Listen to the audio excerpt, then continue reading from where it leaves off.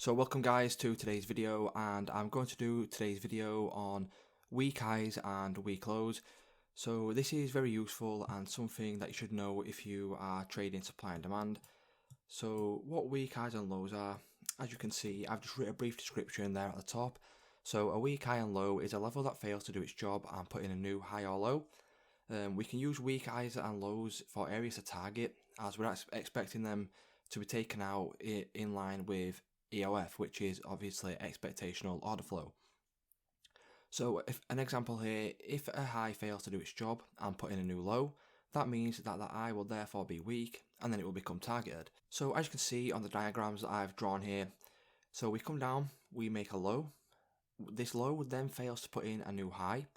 So this low then becomes weak and targeted. So this high then pushes through and takes out the weak low.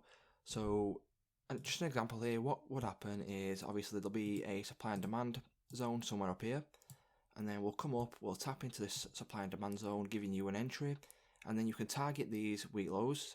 So if I just put on the risk to reward tool here, what you can do is obviously put your stop loss above the high, and then you can target this low right here, and then obviously price in line with expectational order flow will be expected to then blast through this low and then put in a new one.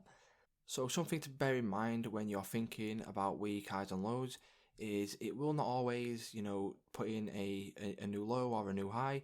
So something that might happen is, as you can see here, we've got a weak low that fails to put in a new high.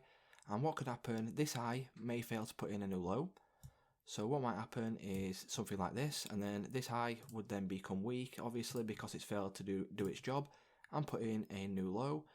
So what could happen is this low could then put in a new high, which would make this strong. Or what could happen is it could just stay around here. So this could be a weak low also. So this could be a weak low, this could be a weak high, this could be a weak low because it fails to do its job and put in a new high. And then this high right here may take out this low and become a strong high.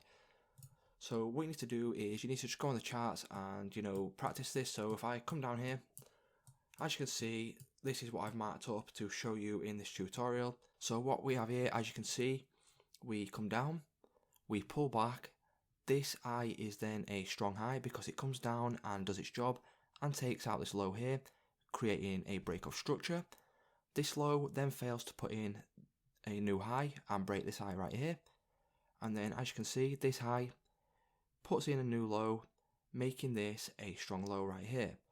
But then what happens is this low right here, as you can see, it comes up, it breaks structure to the upside, making this also a strong low. So we've got a strong high here, and then we've got a strong low, and then as you can see, what's happened is expectational order flow has then changed to bullish. So as you can see, this high fails to put in a new low, so this makes this a weak high. This low then breaks structure to the upside and puts in a new high, making this a strong low, and then so on and so forth.